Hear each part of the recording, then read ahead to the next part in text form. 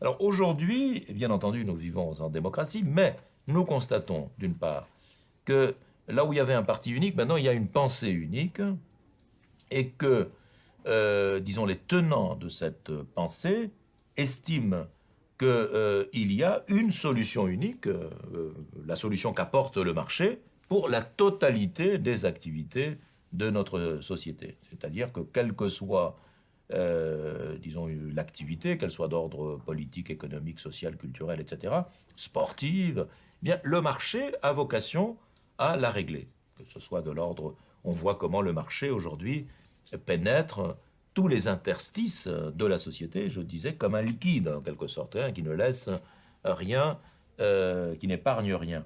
Eh bien, donc, c'est pourquoi on peut parler aujourd'hui de régime globalitaire, parce qu'il y a une volonté à imposer une sorte de solution unique à la pluralité des problèmes que nous connaissons.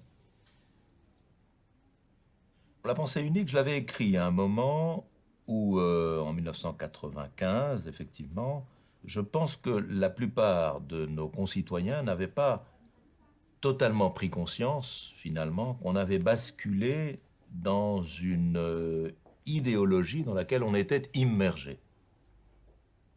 Cette idéologie, c'est l'idéologie, on dirait aujourd'hui néolibérale. Hein. C'est le néolibéralisme, certes, c'est une technique économique, hein, ou c'est, disons, un certain nombre de principes économiques. C'est en même temps, en réalité, sans qu'on s'en aperçoive, un véritable carcan idéologique. Et ce que j'avais essayé de pointer, c'est précisément d'abord ça, en disant en quoi ça consiste finalement, c'est-à-dire ça consiste à énumérer un certain nombre de principes, notamment que le marché, la main invisible du marché, a vocation à régler la plupart des problèmes. C'est pas la peine que l'État s'en mêle ou que le citoyen s'en mêle, laissez faire le marché, etc. Euh, Établir un certain nombre de principes comme également la déréglementation. Il faut déréglementer, tout a été trop réglementé, donc l'État est au présent. Il faut moins d'État. Il faut que, en quelque sorte, ce soit le capital qui l'emporte sur le travail. Il faut trancher toujours en faveur du capital. Et il faut privatiser, parce qu'il faut que, disons, le périmètre de l'État soit le plus réduit possible, le périmètre du privé le plus large possible. Il faut favoriser le libre-échange, parce que le commerce, c'est le développement. On faisait une espèce d'égalité, d'équation de ce type.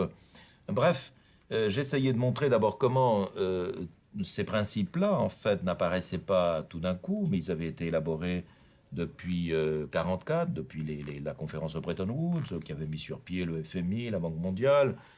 C'était tout le travail que le FMI avait conduit depuis les années 60 et 70 en direction des pays du Sud, ce qu'on avait appelé l'ajustement structurel, ou ce que dans certains pays on appelle le consensus de Washington, c'est-à-dire qu'il faut à tout prix réduire le budget des États, il ne faut pas qu'il y ait de déficit public, il ne faut pas qu'il y ait d'inflation, il faut à tout prix que le nombre de fonctionnaires soit extrêmement réduit, tous les services publics, que ce soit de santé ou d'éducation, soient réduits au minimum, l'État n'a pas vocation à faire des dépenses de cet ordre-là, ainsi de suite.